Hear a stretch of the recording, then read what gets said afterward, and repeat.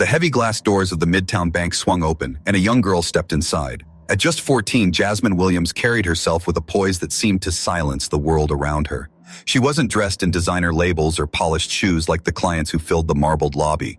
Her jeans were plain, her sneakers slightly worn, and her sweatshirt hung loosely from her frame. But in her hand, held with a grip that betrayed both nerves and determination, was a cashier's check for $50,000. The air inside the bank carried that faint chill of over-conditioned luxury. Polished brass railings gleamed under chandeliers, and men in tailored suits checked their Rolexes while women in heels clicked across the marble floor. A handful of bankers, each with the same rehearsed smile, guided wealthy clients into glass offices. It was the sort of place designed to remind people of their worth, or lack of it. Jasmine didn't flinch. She stepped forward, chin high, as though she belonged there as much as anyone else. Her heart raced in her chest, but her eyes stayed calm, steady. This wasn't her first time walking into a room where she didn't look like she belonged.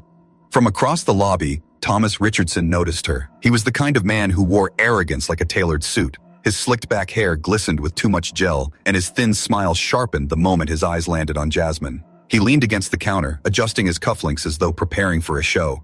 The girl was young, black, and unaccompanied. To him, that alone told a story, and it wasn't one of wealth. Jasmine approached the counter and laid the check down with quiet confidence. "I'd like to deposit this, please." The room seemed to pause. Richardson raised an eyebrow, his lips curving into a smirk. He picked up the check, glanced at the amount, then looked back at Jasmine with mock surprise. "Do you even know what balance means?" His voice carried through the lobby, designed not just for her, but for the audience of onlookers. A few clients turned their heads. Jasmine didn't answer. She stood still, her small frame rooted like stone. Richardson chuckled to himself, shaking his head. "Tell you what, sweetheart," he said, loud enough for the security guard near the door to hear. "If you actually have balance, I'll pay you double." He slid the check back across the counter, as though it were nothing more than a joke. Whispers rippled through the lobby. A man in a tailored navy suit stifled a laugh. A woman with a designer bag clutched her pearls, not out of sympathy, but out of scandalized curiosity. To them, Jasmine was entertainment, an interruption in their perfectly ordered day. Inside, Jasmine's hands trembled ever so slightly, hidden in the pocket of her sweatshirt. She felt the sting of humiliation pressing against her chest, threatening to suffocate her, but she wouldn't give him that satisfaction. Slowly, she pulled her hands out and placed them flat on the counter, steady as stone. Her dark eyes met Richardson's. There was no pleading in them, no childlike uncertainty. Instead, there was something colder, something sharper, like steel hidden beneath quiet resolve. "Run the check," she said softly, her voice firm despite the quiver threatening to break it. The simplicity of her words unsettled him. Richardson's smirk faltered for a moment, but he quickly regained it, leaning forward as though to remind her of her place. He didn't know it yet, but this girl wasn't ordinary. Not by a long shot. And as the tension in the lobby thickened, everyone sensed it. Something was coming. Something that would turn this moment of mockery into a storm no one inside those marble walls would ever forget. The silence after Jasmine's quiet command was sharp enough to cut glass. For a moment, even Thomas Richardson seemed caught off guard by the firmness in her voice. But pride is a stubborn beast, and his smirk returned almost instantly. He tapped the check against the counter as though it were a toy, shaking his head in exaggerated disbelief. "Young lady," he said, his tone dripping with condescension, "do you have any idea how many scams we deal with every day? Checks like this come in all the time. Fraudulent, fake, straight out of some cheap printer. You think I'm going to risk my career running this through just because a little girl walked in off the street?" His words echoed across the lobby, and more heads turned. A mother with her son clutched him closer, whispering in his ear as though Jasmine were dangerous. Two older businessmen leaned against the railing, watching the scene unfold with thin smiles that suggested they'd already chosen their side.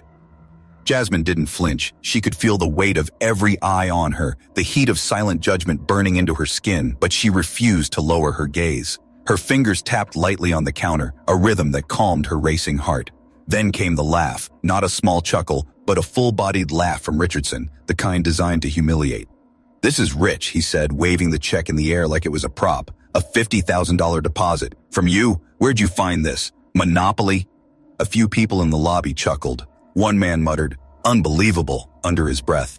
Another woman snapped a picture on her phone, hungry for drama to post online. For a moment, Jasmine's chest tightened, her composure trembling at the edges. She thought of all the times her teachers had doubted her, the way store clerks followed her through aisles, the way people always expected less. It wasn't new, but this, it was. It was louder, uglier, meant to tear her down in front of strangers. Still, she stayed rooted. Her voice was quiet but steady. It's a real check. Richardson slammed it back on the counter, his jaw tightening. Sure it is. And I'm the President of the United States. He leaned closer, lowering his voice, but loud enough for others to hear. Listen, sweetheart, why don't you save us all some time? Walk out now before I have to make a scene. The irony made Jasmine's stomach twist. He had already made a scene. He had turned her attempt at a simple transaction into a circus. Her lips pressed into a firm line, holding back the sting of tears she refused to let fall. Behind her, a familiar voice rang out, tentative but sharp. Jasmine? Jasmine turned slightly and saw Chelsea, a girl from her school. Blonde hair perfectly curled, designer handbag slung over her shoulder, Chelsea stood frozen near the entrance. Recognition flickered across her face, followed by something else. Hesitation. She knew Jasmine, but she also knew the weight of this lobby, the importance of appearances. Richardson's eyes darted to Chelsea, his grin widening. Oh, perfect. Maybe your little friend here can explain things for us. Do you vouch for her? Or do you agree this is all a misunderstanding? Chelsea's lips parted, but no sound came. She looked between Jasmine and Richardson, her blue eyes clouded with uncertainty. She shifted uncomfortably, torn between loyalty and fear of embarrassment. Her silence was louder than any word she could have spoken. The humiliation cut deeper. Jasmine felt it like a blade. Chelsea's hesitation, the snickers in the room, the way Richardson relished every second. And then, as if determined to twist the knife further, Richardson raised his voice again. Security! He called out, motioning toward the guard near the door. Escort this young lady out before she wastes any more of our time. The guard, a broad-shouldered man in a navy jacket, hesitated. His eyes flicked to Jasmine, then to the check, then back to Richardson. He didn't look convinced. But orders were orders, and slowly he began walking toward her. Jasmine's pulse quickened. The humiliation was almost unbearable now, pressing down on her like a weight. But still, her face didn't break. She drew in a slow breath, steadied herself, and whispered inside her own mind, "Hold on, just a little longer." Because what no one in that room knew, what Richardson couldn't possibly imagine, was that Jasmine had come prepared. The guard's steps echoed across the polished floor, each one tightening the knot in Jasmine's chest. He wasn't rushing, but his deliberate pace made it feel like a countdown. Every whisper in the lobby grew louder, every sideways glance sharper, until the air itself seemed to hum with judgment. Thomas Richardson stood taller now, puffed with the smug pride of a man convinced he had won. His voice carried over the murmur of the crowd. "This is a place of business, not a playground," he declared, tapping the check against his palm like a teacher scolding a child. "We deal with real money here, young lady. People's livelihoods, their investments, their futures, not games." He turned to the guard, smirking. "Please, let's save everyone the trouble." Jasmine's stomach twisted, but her face remained calm. She had expected this, almost down to the words he used. The sting of humiliation was still there, heavy and raw, but beneath it was something stronger. Resolve. The guard stopped in front of her. He didn't grab her arm, he didn't push, he just looked at her with tired eyes, as though silently asking, "Are you really going to make me do this?" Jasmine lifted her chin. "I'm not leaving," she said quietly. The firmness in her voice startled even the guard. For a heartbeat, the whole room seemed to pause. Richardson laughed, the sound sharp and ugly. "You're not leaving? Oh, sweetheart, you don't get to make that decision." He gestured toward the guard, his patience thinning. "Remove her, now." The guard hesitated, shifting on his feet. "Sir, maybe we should—" "Now!" Richardson snapped, his arrogance hardening into anger. The guard sighed, stepping closer, but Jasmine's hand shot out before he could reach her. She pulled the check closer to her chest, her fingers gripping the edge like it was a lifeline. "This is real," she said again, her voice louder this time, clearer. "And you know it. You just don't want to believe it came from me." A murmur rippled through the lobby. For the first time, people weren't just laughing, they were listening. Richardson's jaw tightened. He could feel the shift, the way the crowd was leaning in, and he hated it. "That's enough," he barked, his composure cracking. He pulled his phone from his pocket and waved it in the air. "If security won't do their job, then we'll bring in someone who will. I'm calling the police." The word cut through the room like a blade. Police. Jasmine felt her throat tighten, but she refused to let the fear show. She had seen enough stories to know how quickly situations like this could spiral. A young black girl, accused of fraud, standing alone in a wealthy Manhattan bank. She didn't need to imagine how the headlines would write themselves. Yet she stood her ground. "Good," she said softly, her voice steady. "Call them. Let them check the account. You'll see." The defiance in her tone drew another wave of whispers. Some clients exchanged glances. Was this really just a girl making trouble, or was there something more? Richardson sneered, already dialing. "Oh, they'll see, all right." He shot her a look of triumph, as though he had just cornered his opponent in a chess match. "And when they do, you'll regret ever stepping foot in here, Jasmine." His heart pounded so hard she thought the whole lobby could hear it. But on the surface, she remained calm. Her eyes didn't leave his. She had come prepared for this moment, every insult, every doubt, every cruel laugh. And though no one else knew it yet, the real game had only just begun. Because Jasmine wasn't just waiting for the police to arrive. She was waiting for the truth to finally break through these marble walls. The wail of distant sirens seeped into the marble silence, faint at first, then growing sharper, closer. Every pair of eyes in the lobby turned toward the glass doors, and even those who had been pretending not to watch leaned in now. The air thickened with expectation. Jasmine stood at the counter, her sneakers planted firmly on the floor, her hands folded neatly in front of her. Her palms were damp, but she refused to let them shake. Her whole body felt like it was vibrating under the weight of stares, yet she carried herself with the same composure she had walked in with. The glass doors swung open. 2 NYPD officers stepped inside, their uniforms cutting sharp lines against the soft light of the chandeliers.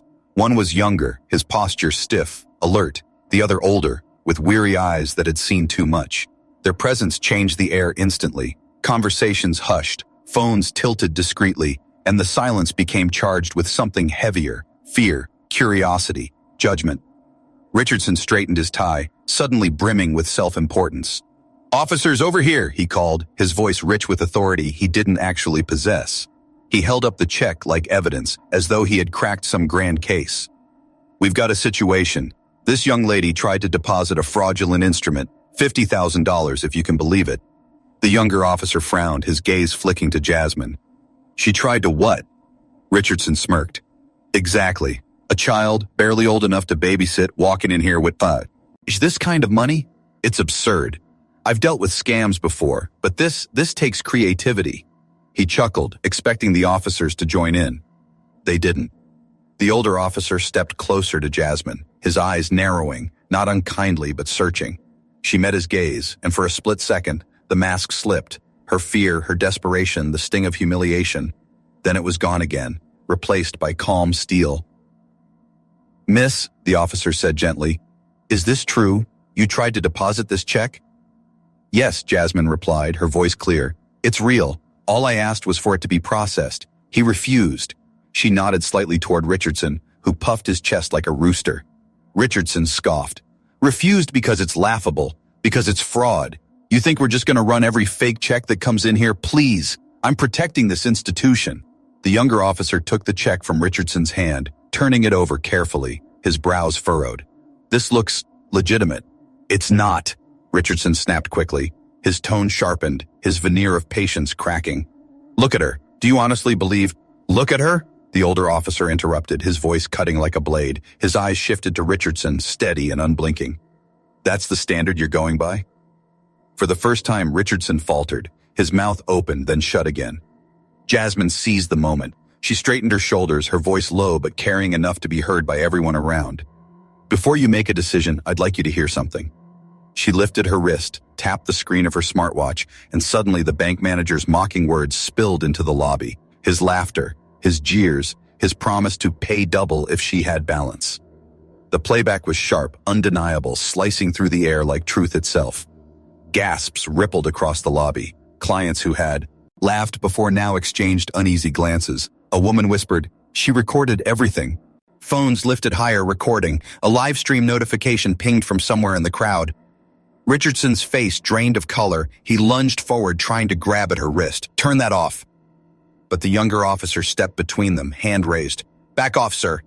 The lobby was no longer his stage. The room was shifting, power slipping through his fingers. And in the center of it all, Jasmine stood unshaken, her own small voice amplified by the truth she had carried in with her. The tide was turning, and though no one could see it yet, the most powerful figure in the entire building was already on his way through those glass doors. The sound of Richardson's voice echoing from Jasmine's smartwatch filled every corner of the lobby. His laughter, his jeers, the dripping arrogance in every syllable, it was all there, undeniable, replayed for everyone to hear. The effect was electric. Some of the clients who had smirked earlier now shifted uncomfortably, realizing they had laughed along with something rotten. A young man in a blazer whispered to the woman beside him, "She really caught him." And the woman only nodded, her eyes wide, phones tilted upward, some already live streaming, others recording in silence. What had started as a private humiliation was now a public reckoning. Richardson's face burned crimson. He lunged toward Jasmine, but the officer blocked him with one sharp step forward. "Sir, step back," the younger cop warned, his hand hovering just above his belt. "This is ridiculous," Richardson sputtered, his composure unraveling. "You think a child's recording means anything? She's manipulating you. It's a setup." The older officer's gaze was steady, unimpressed. "What I hear is a bank manager mocking a customer, making promises he has no business making, and refusing to process what could very well be a valid check." He turned to Jasmine. "Do you have identification, miss?" Jasmine reached into her backpack slowly, pulling out her school ID and a folded document.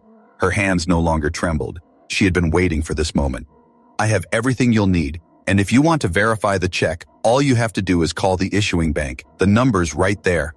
Her calmness unnerved Richardson more than any threat could have. He shook his head violently, gesturing wildly toward the crowd. "Don't listen to her. She's a child. Look at her. Do you really think she's walking around with $50,000?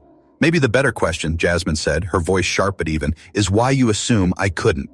That single sentence hung in the air like a verdict. For the first time, Richardson had no words. His mouth opened, closed, opened again, but nothing came out. The crowd, however, had plenty. A few muttered agreements rose from the back. Someone clapped once, sharp, then stopped, as though the moment was still too fragile to break fully. The older officer turned the check over once more, then slipped it into an evidence sleeve. "We'll have this verified immediately. Until then, no one's being escorted out of anywhere." He looked directly at Richardson, his tone dropping, "And I'd advise you to watch your mouth." Jasmine stood taller. Inside, her heart pounded, but on the outside, she radiated calm. This was the shift she had been waiting for, the moment the story bent away from her humiliation and toward the truth. Still, she wasn't finished. She glanced at the cluster of phones aimed at her, the dozens of eyes fixed on her small frame. And with a deliberate steadiness, she raised her wrist again. "What you all heard," she said, "wasn't just a man mocking me. It was a man exposing how this bank treats people it thinks don't belong." The lobby erupted into murmurs, some sharp, some sympathetic. "I see." Richardson clenched his fists, ready to explode, but the younger officer kept him at bay with one sharp look. And then, just as the tension threatened to snap, the bank's heavy glass doors opened again. The sound of leather soles against marble echoed like thunder. Heads turned, conversations died instantly. A tall man in a dark tailored suit stepped into the lobby, his presence commanding silence before he even spoke. His shoulders squared, his stride steady, his eyes scanning the room with quiet power. Richardson froze, his face drained of color as recognition hit. The man walking toward them wasn't just another client. It was David Williams, the CEO of the bank. And his eyes, sharp and dark, went straight past Richardson and landed on Jasmine. "Are you all right?" he asked her softly, his voice carrying through the silence like a blade slicing clean air. The lobby gasped. The crowd's whispers turned into a storm. No one in that room, except Jasmine, saw that moment coming. And Richardson? For the first time, the smug grin slid from his face, replaced by something he had never shown before. Fear. The lobby was frozen in silence, the kind that presses against your ears until you can hear nothing but the sound of your own breath. David Williams, CEO of Premier Trust Bank, crossed the marble floor with calm authority. He didn't hurry, but every step landed like a hammer striking stone. His presence pulled the air from the room, and suddenly every polished client, every banker, every guard felt smaller in his shadow.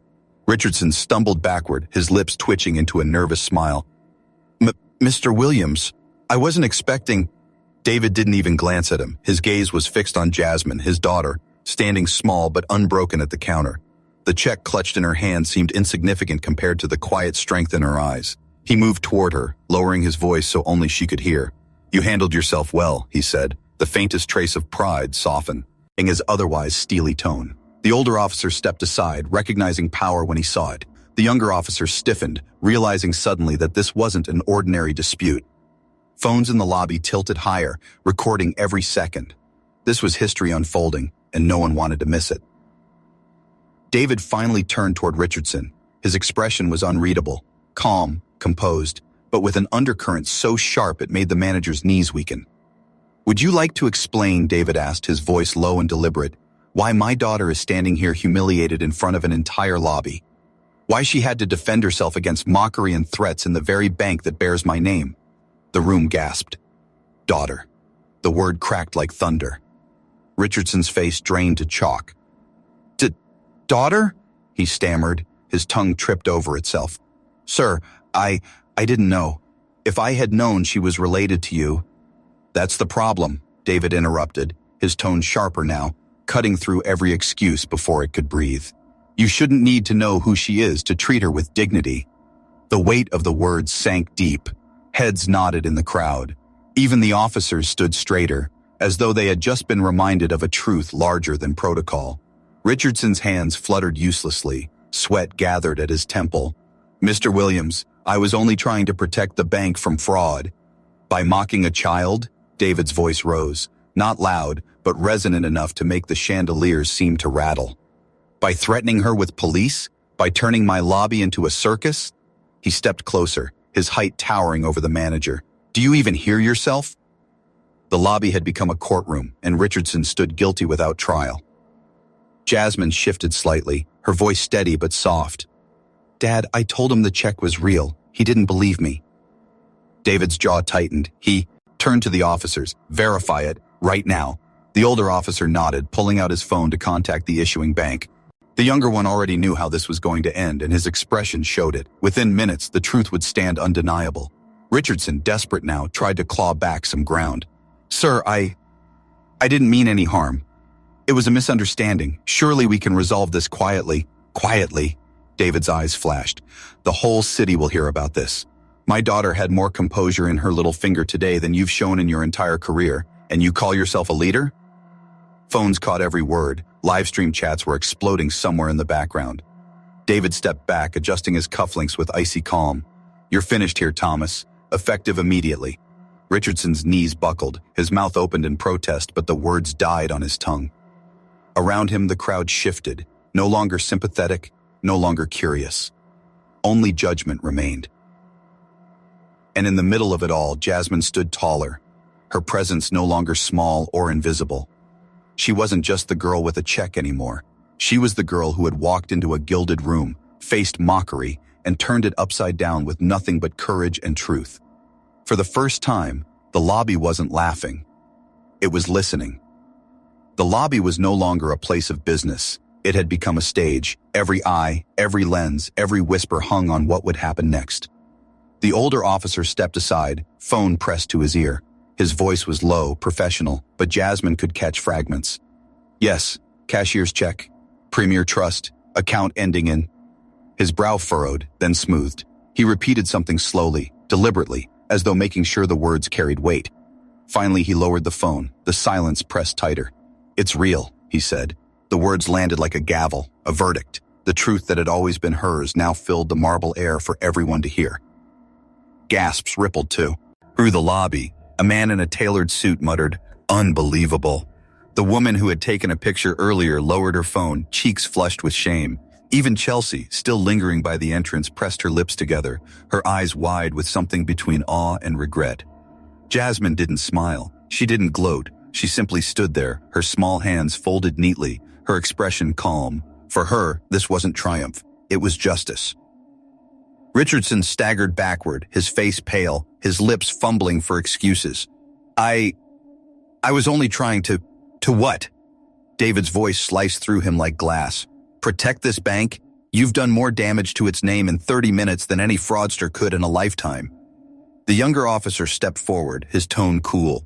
"Sir, you made a false accusation, wasted police time, and humiliated a minor. That's obstruction at minimum."